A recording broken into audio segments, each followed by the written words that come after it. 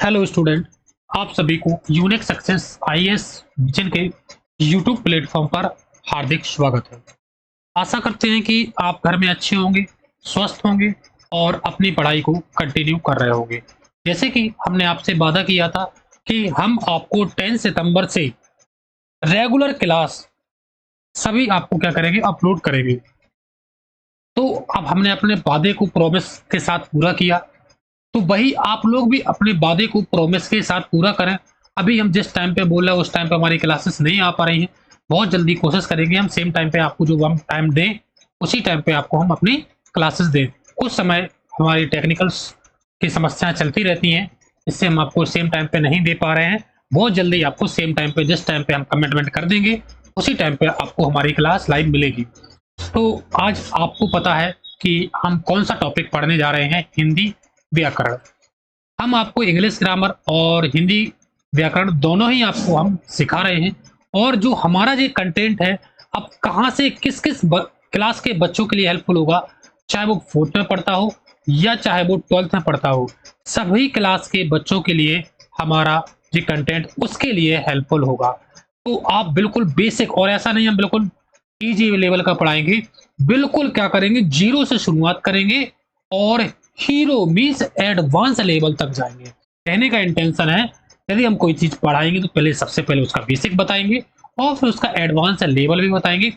आप यदि किसी कंपटीशन एग्जाम में भी बैठेंगे ना, उसमें भी आपसे क्वेश्चंस बनेगा, ये मेरा प्रॉमिस है। तो अब आपको इतनी सारी कमिटमेंट करने के बाद आप भी थोड़ा विश्वास करें और हमारी क्लास में बने रहें। मंडे टू फ्राइडे आपको एक सिंगल क्लास अब आपकी मिस नहीं होगी। मंडे टू फ्राइडे तक आपको बता दें, जी हमारा जीएनवी का जो बैच है क्लास 6, उसमें भी हिंदी का वेटेज है। तो पहले आप उसके बढ़िया उसके उसके लिए बहुत ज़्यादा अच्छी हेल्पफुल हो जाएगी और इजीली आप उस पोर्शन को सॉल्व कर पाएंगे। क्लियर? तो अब आपको बता दें, यदि जो भी बच्चा हमारे लाइव 100 मॉक टेस्ट, चाहे जीएनवी, सैनिक, बीएचयू, आरएमएस, सिरमोदय, सभी के लेना चाहता है, तो वो हमें हमारे चल रहे स्लाइड पर कॉन्टैक्ट नंबर पर कॉन्टैक्ट करें। मात्र 99 रुपीज में हम उसको ई बुक प्रोवाइड कर देंगे और अपनी वो धुआंधार प्रैक्टिस कर सकता है। इसके बाद आपको बताएं, हमारे जवाहर नवोदय विद्यालय का जो बैच है वो आपको बता दें बाइलिंगुअल है। कैसा है वो? बाइलिंगुअल है, चाहे वो इंग्लिश मीडियम का बच्चा हो या चाहे वो हिंदी मीडियम का बच्चा हो, दोनों के लिए वो हेल्पफुल होगा। चाहे वो 4th क्लास में पढ़े या वो 5th क्लास में पढ़े, दोनों ही क्लास के वो हेल्पफुल है। अब आपको बता दें, जितने भी आपके यहाँ पर टीचर हैं वो सभी एक्सपीरियंस टीचर है और अभी ऑफर भी चल रहा। तो हमारे बैच की कोर्स फीस कितनी है? 199 रुपीज में हम आपको अपना पूरा पेड कोर्स, थ्योरी वाला पेड कोर्स आपको अवेलेबल करा देंगे। यदि आप हमारे बैच में एनरोल होना चाहते हैं तो सबसे पहले आपको एक छोटा सा रजिस्ट्रेशन कराना होगा। जैसे आप उस रजिस्ट्रेशन को करा लेते हैं, फिर आपको 199 रुपये पे करने होंगे, जिसमें आपको facility, live classes, mock test, chapter wise test, recorded classes, premium बिल्कुल बेस्ट क्वालिटी के आपको नोट्स भी मिल जाएंगे। क्लियर? ये बैच हमारा 5 अगस्त 2025 से स्टार्ट हो चुका था। कुछ समय के बाद हम अब इसमें एडमिशन क्लोज करने वाले हैं। क्लियर? अब आपको बता दें कि बहुत सारे हमने आपको बताए कैसे कैसे चीजें हैं, कौन कौन से आपके हेल्प नंबर हैं, सब चीजें आपको मिलेंगी। बाइलिंगुअल बैच है, इस बात का आप बिल्कुल याद रखना। तो सबसे पहले अब आपको बता दें कि आप कोई भी एग्जाम की तैयारी करें तो सबसे पहले उसका सिलेबस समझें। सिलेबस समझ लिया तो फिर उसके अनुसार आप तैयारी करें, क्योंकि यदि आप सिलेक्शन लेना चाहते हैं तो अब आपका टाइम वेस्ट नहीं करेंगे और हम अपनी क्लास को स्टार्ट करेंगे। तो अभी जो पहले आपने जो क्लास नहीं देखी है, तो सबसे पहले आप जो जितनी क्लासेस हम डाल चुके हैं, तो सबसे पहले आप उन क्लासेस को देखें, क्योंकि हमारी हर एक क्लास लिंक होती है। जैसे पिछले अध्याय में आपने भाषा के बारे में पढ़ा था कि भाषा क्या होती है, मौखिक भाषा क्या होती है, लिखित भाषा क्या होती है, सांकेतिक क्या होती है, लिपि क्या होती है, भाषा के क्षेत्र क्या होते हैं, कितने प्रकार की भाषा होती है, और हिंदी दिवस कब मनाया जाता है। ये लगभग सभी चीजें हमने करा दी हैं, तो आपको भाषा के बारे में बहुत अच्छा ज्ञान हो गया होगा। अब आपको छोटे छोटे से जो आपके दिमाग होगी, तो सबसे पहले आपको बताते हैं भाषा क्या होती है। जो भाषा क्या होती है, वाक्यों के मेल से बनती है। हम क्या वाक्य लिख देते हैं, बहुत सारे वाक्य लिखते हैं, तो उसी से हमारी क्या बन जाती है, भाषा बन जाती है। और भाषा बन जाती है। क्लियर? ठीक है। और इसके बाद आपको बता दें, ये सबसे पहले क्या बन जाती है? भाषा। और भाषा के बाद क्या बनता है भैया? भाषा के मिलने के बाद फिर क्या बनता है? वाक्य। अब आपके दिमाग में आएगा सर आपने भाषा तो बता दी, एरर बता रहे हैं। ठीक है, हम आपको ये बता दिया कि भाषा कैसे बनती है, वाक्यों के मेल से बनती है, हम उसे क्या कहते हैं? भाषा कहते हैं। ठीक है। अब आपके दिमाग में एक नया क्वेश्चन क्रिएट हो गया कि सर ये वाक्य जो है इससे मिलके बनते हैं, वाक्य से मिलके भाषा बनती है, और सर जो वाक्य है वो कैसे मिलके बनता है? वो शब्दों से मिलके बनता है। अब फिर एक दिमाग में और क्वेश्चन आपके दिमाग में आएगा, सर फिर शब्द किससे मिलके बनता है? तो उसको बता दें आपको, जो शब्द होते हैं वो किससे मिलके बनते हैं? वर्डों से मिलके बनते हैं। कैसे बनते हैं वो? वर्डों के मेल से क्या बनते हैं? शब्द बनते हैं। तो थोड़ा इसको हम समराइज करते हैं। भाई जो भाषा है, भाषा, और फिर उसके बाद क्या होता है? वाक्य, और वाक्य के पहले क्या होता है? वर्ण होता है। क्या होता? सॉरी, भाषा, वाक्य, और इसके बाद फिर शब्द, शब्द के पहले वर्ण होते हैं। ठीक है, ये हमने आपको। तो वर्ण क्या होता है? वर्ण वो होता है जिसके हम टुकड़े नहीं कर सकते हैं, उसे हम वर्ण कहते हैं। और शब्द क्या होता है? शब्द हम उसे कहते हैं जो वर्णों के मेल से बनता है, उसे शब्द कहते हैं। और जो शब्दों के मेल से बनता है उसे वाक्य कहते हैं। और वाक्यों के जो मेल से बनता है उसे हम क्या कहते हैं? भाषा कहते हैं। तो आशा करते हैं कि अब आपने समझ गए होंगे कि वर्ण क्या है, शब्द क्या है, वाक्य क्या है, और भाषा क्या है। आपने इन सभी चीजों के बारे में बहुत अच्छे से सीखा होगा। क्लियर? अब इसके बाद हम आपको बताते हैं कि भाषा की सबसे छोटी इकाई किसे कहते हैं। तो भाषा की सबसे छोटी इकाई हमारी होती है वर्ण होती है। और याद रखना, वर्ण को ही हम अक्षर कहते हैं, वर्ण को ही हम क्या कहते हैं? अक्षर भी कहते हैं। अब याद रखना, भाषा की सबसे छोटी इकाई वर्ण है। क्यों है? क्योंकि इसके खंड नहीं किए जा सकते। ऐसा क्यों कहा गया है? क्योंकि हम इस वर्ण के कभी खंड नहीं कर सकते हैं, इसीलिए हमने इसे क्या कहा? वर्ण कहा। और वर्ण को ही हम क्या कह सकते हैं? अक्षर भी कह सकते हैं। ध्यान रखना, जबकि वर्ण का प्रयोग लिखने और पढ़ने दोनों के लिए हम प्रयोग करते हैं। कैसे करते? यदि हमें कोई चीज लिखना हो या कोई चीज पढ़ना हो तो हम दोनों ही जगह इस चीज का, वर्ण का प्रयोग कर सकते हैं। क्लियर? अब आपको समझना है, जैसे लाइक है सत्य की जय हो, जय आपने क्या किया? बोल के दिखा दिया, और लिख के आपने सत्य की जय, जय जवान जय किसान, इसमें आपने ये चीजें लिख के बता दी। तो थोड़ा सा हम इस चीज को समराइज करते हैं, आपको इजीली समझ में आ जाएगा। तो सबसे पहले आपने क्या सीखा कि वर्ण क्या होता है? वर्ण क्या होता है भैया? भाषा की सबसे छोटी इकाई होती है। ये क्या होती है? सबसे छोटी इकाई। ये क्या होती है? सबसे छोटी इकाई होती है। क्यों होती है? क्योंकि इसके हम क्या नहीं कर सकते हैं? खंड नहीं कर सकते हैं, उसे हम क्या कहते हैं? वर्ण कहते हैं। और वर्ण का दूसरा नाम क्या होता है? वर्ण के दूसरे नाम को हम क्या कह सकते हैं? वर्ण के दूसरे नाम को हम अक्षर भी कहते हैं। क्या कहते हैं? हम इसे अक्षर भी कह सकते हैं। और जबकि आपको बता दें, जो वर्ण होता है इसका प्रयोग हम लिखने और पढ़ने, हम दोनों के लिए इसका प्रयोग कर सकते हैं। कहाँ कर सकते हैं? लिखने और पढ़ने दोनों के लिए हम इसका प्रयोग करते हैं। आशा करते हैं कि आप समझ पाए होंगे। इसके बाद आपको बता दें कि जो ध्वनि है का प्रयोग बोलने और सुनने के लिए भी होता है। ठीक है। अब ध्वनि क्या है? जो आवाज मुंह से निकलती है उसे ध्वनि कहते हैं। क्या कहते हैं? हम उसे ध्वनि कहते हैं। और ध्वनि का प्रयोग बोलने और सुनने दोनों के लिए करते हैं। ठीक है। जब मुंह से जो कोई भी चीज ऐसा निकला तो ये भी आपकी क्या कहलाएगी? ध्वनि कहलाती है। ध्वनि अर्थहीन हो सकती है और अर्थपूर्ण भी हो सकती है।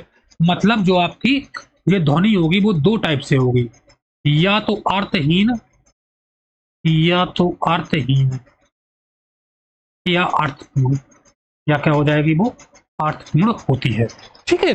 अब आपको इसका कोई अर्थ नहीं निकला, हमने कहा पापा जी घूमने चले जाएं, तो जी क्या हो गया? आपका अर्थपूर्ण हो गया। अब आपको बता दें, जैसे हमने कहा जय, अब देखो जय जवान जय किसान, अब ध्वनि बनती कैसी है? तो अब सबसे पहले हम सीखें ध्वनि बनती कैसे है। क्लियर? अब सबसे पहले हम सीखे कोई शब्द है, जय। अब जय का हमने क्या कर दिया, वर्ण विच्छेद कर दिया। तो वर्ण विच्छेद क्या होता है, एक एक चीज को तोड़ के लिख देना, समझ, ठीक है, उसे कहते हैं वर्ण विच्छेद। जैसा लगे जय, आधा जा और आ, इसमें दोनों स्वर भी आ रहा, जय जय, आधा आधा या और आ, इसे क्या कहते हैं हम, वर्ण विच्छेद कहते हैं। मतलब किसी भी वर्ण को तोड़ तोड़ के लिख देना, उसे क्या कहते हैं हम, वर्ण विच्छेद कहते हैं। क्लियर।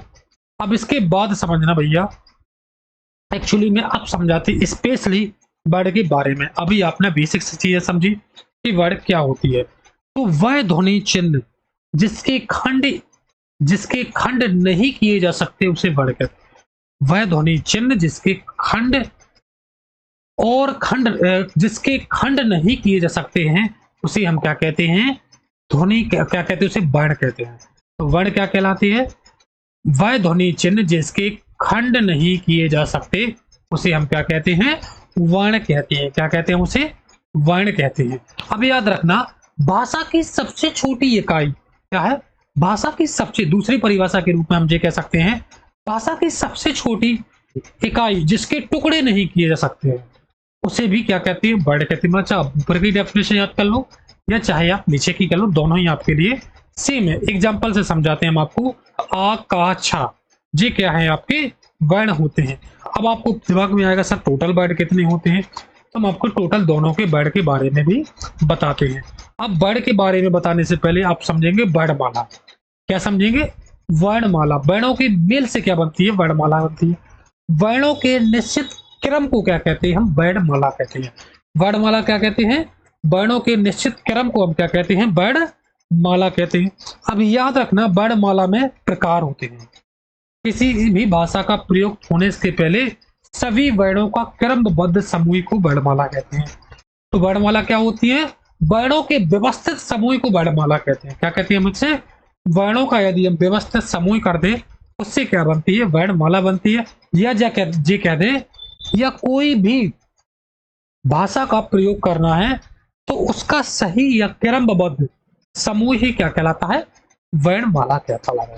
जैसे लाइक है, जब हम परिवार किसे कहें, एक व्यक्ति को परिवार कह देंगे, नहीं, परिवार में क्या कह रहेंगे, दादा दादी मम्मी में पापा और बच्चे, तो वो पूरा क्या बन जाएगा आपका, एक परिवार कहलाता है। इसी प्रकार वर्णमाला एक परिवार ही है। अब जो वर्णमाला होगी उसके क्या होंगे, प्रकार होंगे। अब वर्णमाला बेसिकली आपको बता दें कि उसके दो प्रकार होते हैं, एक स्वर होता है, एक व्यंजन। अब सबसे पहले स्वर और व्यंजन जो वर्णमाला होती है, इसकी कुल संख्या 52 है। कितनी है, कुल संख्या इसकी 52 है। क्लियर। अब इस 52 में क्या होती है, एक स्वर भी होता है और दूसरा क्या होता है आपका, व्यंजन भी होता है। अब याद रखना भैया, अब जो हमारे 52 है उसमें स्वर कितने होते हैं, व्यंजन कितने होते हैं। अब आपको बता दें, जो हम आपको जो संख्या बता रहे हैं, जो टोटल संख्या मीन्स कुल संख्या की बात कर रहे हैं, तो कुल संख्या हमारी कितनी होती है, 13, और इसकी भी कुल संख्या कितनी होती है हमारी, 39 होती है। और यदि मूल संख्या की बात की जाए तो इसकी मूल संख्या कितनी होती है, 11। ठीक है। अब और वैसे और जी लगभग 48 आपकी जी होती है। तो टोटल ऐसे मिलकर कितने बन जाते हैं भैया, 819,485, 38 होती है भैया, 48 नहीं होती, इसकी कितनी होती है, 38 आपके क्या होते हैं, आपकी मूल संख्या होती है। ठीक है। तो जी आपके कितने बन जाएंगे, 49 आपकी क्या होगा, इतनी मूल संख्या कहलाती है। कुल संख्या आप 52 होती है। इस बात का आपको याद रखना है। क्लियर। आपको हमने बता दी 11 + 2 मतलब 13 और 37 + 39 मतलब क्या हो जाएंगे आपके 37 होते हैं आपके भैया जी मूल संख्या। याद रखना क्या है, थोड़ा सा मिसप्रिंट हुआ है, ये 37 आपके क्या होते हैं मूल, और ये 2 जुड़ जाते हैं जिससे कन्वर्ट हो जाती है, कुल में कन्वर्ट हो जाते हैं। क्लियर। तो इसमें आपने क्या सीखा, आदि हम आपको छोटा सा बता दे रहे हैं कि आपने इसमें क्या सीखा। इसमें आपने ये सीखा कि इसकी संख्या कुल कितनी होती है, 37 होती है। ठीक है। 7 1 8 हो जाएगा भैया, कितनी होती है, 37, 7 1 8 और 3 1 48 होती है। तो मूल संख्या जो कौन सी होती है आपकी मूल संख्या, और कुल जे होती है आपकी कुल संख्या। ठीक है। जिसमें स्वर इतने होते हैं, व्यंजन अब 2 स्वर के कम होते हैं, 2 व्यंजन के। अब कौन कौन से कम होते हैं हम इसके बारे में बताते हैं। तो सबसे पहले स्वर और व्यंजन के बारे में समझेंगे। 13 स्वर और 39 व्यंजन कौन कौन से होते हैं, हम आपको बिल्कुल विस्तार से बताएंगे। तो आपको बता दें 11 क्या होती हैं आपके मूल स्वर, और 2 क्या होते हैं आपके एडिशनल स्वर, और इससे मिलके क्या बन जाते हैं आपके टोटल स्वर बन जाते हैं। इसी प्रकार व्यंजन के जो 39 पार्ट उनको डिवाइड किया गया। 25 आपके वर्गीय व्यंजन, स्पर्श व्यंजन, अंतरस्थ व्यंजन, ऊष्मी व्यंजन और जी अंतरस्थ व्यंजन, और इसके बाद बता दीजिए टोटल ऐसी संख्या हो जाती है। तो सबसे पहले स्पर्श व्यंजन, फिर उसके बाद अंतरस्थ व्यंजन, ऊष्मी व्यंजन और संयुक्त व्यंजन, दूसरा द्विगुण व्यंजन क्या हो जाएगा आपका द्विगुण व्यंजन, और ये पूरी कुल संख्या हो गई। इसके बाद 11 मूल स्वर, ये अयोगवाक स्वर, और दोनों से मिलकर क्या बन जाता है कुल संख्या तैयार हो जाती है। तो आशा करते हैं कि आपने कोई भी चीज मिस नहीं की है। अब इसके बाद आपको बता दें दूसरा हिंदी वर्णमाला में जो कुल 52 स्वर थे, तो इसमें सबसे पहले समझेंगे कि 2 पार्ट में डिवाइड किया गया था। इसे इसमें पार्ट में डिवाइड किया गया 2 पार्ट में। किसको डिवाइड किया? वर्णमाला को। अब जो वर्णमाला इसके 2 पार्ट में डिवाइड किया, एक स्वर होता है और दूसरा क्या होता है भैया व्यंजन होता है। तो स्वर की संख्या 13 हमने बताई है, कैसे कैसे 13 होती है वो भी बता दिया। अब स्वर कौन कौन से होती है 13? छोटा आ से लेके अ तक। अंग और आहा में आपके 2 एडिशनल कहला जाएंगे। ऐसे करके हमारी टोटल 13 संख्या हो जाती है, छोटा आ से लेके आ तक।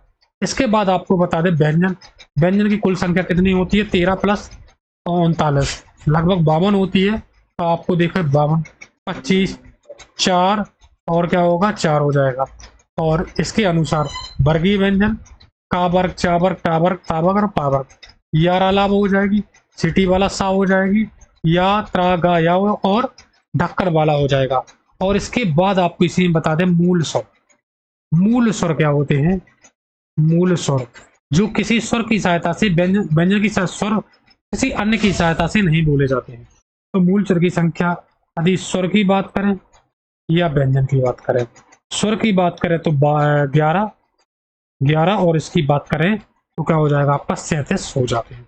ये मूल स्वर है। इसके बाद आपको ये लिखा ही हुआ है मूल स्वर क्या है, अयोगवाक स्वर। इसकी मात्रा को बहुत अच्छे से आपको याद रखना है, ठीक है। वर्गीय व्यंजन का भी कल हम इसको पूरा चैट को एक्सप्लेन कर देंगे आपको। अब आपको जो सामने यहाँ पर लिखा जो स्वर कहलाते हैं और नीचे वाले व्यंजन कहलाते हैं, ठीक है। इसके बाद समझते हैं वर्ण के भेद। वर्ण के आपको बता दें बेसिकली 2 भेद होते हैं, एक होता है स्वर और दूसरा क्या होता है व्यंजन कहलाता है। तो सबसे पहले आपके दिमाग में क्वेश्चन आया होगा सर स्वर क्या होते हैं? जो स्वतंत्र रूप से बोले जाते हैं हम उसे स्वर कहते हैं, और जो किसी अन्य की सहायता से बोले जाते हैं उसे हम क्या कहते हैं? व्यंजन कहते हैं। इसके बाद अब आपको बताते हैं स्वर की ध्वनियां। स्वर की 3 ध्वनि होती हैं जो वर्णमाला में दर्शाई गई हैं। सबसे पहली ध्वनि आपको समझना है, इस ध्वनि में सबसे पहले क्या होगा? ध्वनि से पहले आपको बता दें स्वर क्या है। वे वर्ण जो स्वतंत्र रूप से बिना किसी वर्ण की सहायता से बोले जाते हैं उसे क्या कहते हैं? वर्ण कहते हैं। ऐसे वर्ण जो किसी अन्य की सहायता से प्रयोग नहीं किए जाते हैं उसे क्या कहते हैं? किए जाते हैं, सॉरी, जो नहीं किए जाते हैं उसे क्या कहते हैं? स्वर कहते हैं। हमने कहा आम आम आ किसी की सहायता ली उसे क्या कहते हैं? हम स्वर कहते हैं। अब इसके बाद बताएं स्वर जिन ध्वनि का उच्चारण करते समय हवा बिना किसी रुकावट से मुंह से बाहर आती है उसे क्या कहते हैं? हम स्वर कहते हैं। ये कहते हैं अपन पकड़ कैसे पाएंगे इसमें? जिसकी जबान लड़खड़ी तो समझ जाना जी चोर है, ठीक है। इसके बाद दूसरा डेफिनेशन, वे वर्ण जिसके उच्चारण स्थान से किया जा सके उसे क्या कहते हैं? स्वर कहते हैं। जिसका उच्चारण स्थान किया जाए उसे हम क्या कहते हैं? स्वर कहते हैं। अब इसके बाद कुछ नोट्स है, इसको समझते हैं। स्वर का उच्चारण स्वतंत्र रूप से होता है। 11 कितने होते हैं? स्वर होते हैं मूल स्वर। क्या होते हैं जी? मूल स्वर होते हैं। इसके 2 प्रकार होते हैं स्वर, आ से लेकर आ तक। पहले प्रकार मूल प्रयोग होते हैं, इसमें 11 संख्या होती है और कुल संख्या कितनी होती है? 13 होती है। इसके बाद समझ जाना स्वर के प्रकार। स्वर के कितने प्रकार होते हैं? स्वर के आपको उच्चारण लगाने के आधार पर आपको 3 दिखेंगे, हास्य स्वर, दीर्घ स्वर और क्या दिखेगा आपको? प्लुप्त स्वर। सबकी परिभाषा बिल्कुल बहुत डिटेल में सीखेंगे। तो सबसे पहले हास्य स्वर क्या होता है? हास्य स्वर तो वो क्या होते हैं? जिन स्वर का उच्चारण में सबसे कम समय लगे, क्या करें? जिन स्वर के उच्चारण में सबसे कम समय लगे उसे हम क्या कहते हैं? स्वर कहते हैं। क्या कहते हैं उसे? स्वर कहते हैं। अब कौन सा स्वर कहते हैं? हास्य स्वर कहते हैं। क्या कहते हैं उसे? हास्य स्वर। इनकी संख्या के दूसरे शब्द वे स्वर ध्वनि जिसके उच्चारण में कम समय लगे उसे क्या कहते हैं? हम क्या कहते हैं? जल्दी जल्दी बोलो।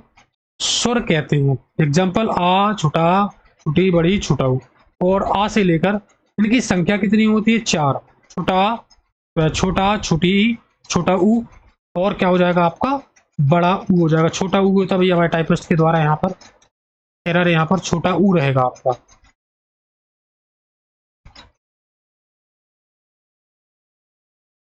क्या रहेगा यहाँ पर? छोटा ऊ। ठीक है, इसके बाद आपको बता दें दीर्घ स्वर। दीर्घ स्वर क्या होता है? जो दीर्घ स्वर के उच्चारण में ह्रस्व स्वर से अधिक समय लगे उसे दीर्घ स्वर कहते हैं। या आप कह सकते हैं वे वर्ड जिसका उच्चारण ह्रस्व स्वर से अधिक लगे उसे क्या कहते हैं? हम दीर्घ स्वर कहते हैं। उच्चारण से छोटा आ, बड़ी, छोटा ऊ, बड़ा ऊ और 8 क्लास का उसके वो एडवर्टाइजमेंट कर रही है, ये कहलाता आपका दीर्घ स्वर। दीर्घ स्वर में कुल 7 संख्या होती है। उसमें संख्या कितनी थी भैया? उसमें आपकी संख्या थी, रफली आपको याद कर सकते हैं कितनी संख्या थी। और डेली की संख्या थी आपकी लगभग अराउंड आपका 30 के समथिंग होगा। अब दीर्घ स्वर आपने बता ही दिया आपको। इसके बाद होता है हमारा प्लुप्त स्वर। क्या होता है? प्लुप्त स्वर कहलाता है। ठीक है, ऐसा स्वर जिनके पास बुक डालने के बाद पब्लिश करते हैं उसे क्या कहते हैं? हम JNB मतलब Jawahar Navodaya entrance scholarship test कहेंगे। ये बिल्कुल गवर्नमेंट पे पोर्टल अप्लाई करने के लिए मात्र 50 रुपए पे करना होता है और स्टूडेंट की ID बन जाती है। ठीक है, तो प्लुप्त स्वर क्या कहलाते हैं? जिन स्वरों के उच्चारण में ह्रस्व स्वर और प्लुप्त स्वर से अधिक समय लगा हो उसे हम क्या कहते हैं? प्लुप्त स्वर कहते हैं। क्लियर? इसकी संख्या कितनी होती है? जिन वर्णों का उच्चारण गोल्ड के सोने से किया जाए तो उसे क्या कहते हैं? हम दीर्घ स्वर कहते हैं। इनका प्रयोग चिन्हों में करते हैं। जैसे कहाँ कहाँ चिन्ह होते हैं आपके? ओडम, आई, मेटल, इसमें हम क्या करते हैं? उसके चिन्ह और उसकी फोटो को लगा देते हैं विथ नाम के। तो आशा करते हैं कि आपने हमारे चैनल को अभी तक आप नहीं रोके होंगे, चैनल को लाइक शेयर सब्सक्राइब कर लिया होगा। यदि आपके एक छोटे से लाइक से हमारा मोटिवेशन बढ़ जाता है और हम तरह तरह के आपके पास वीडियो लाते हैं जिससे आपको एक मोटिवेशन लगे और आप इंटरेस्टेड तरीके से हमसे जुड़ सके। आप कोई भी एग्जाम के कोर्स खरीद सकते हैं मात्र नॉमिनल सी प्राइस के साथ। अब आप सभी को यूनिक सक्सेस IAS विजन में अगेन थैंक यू।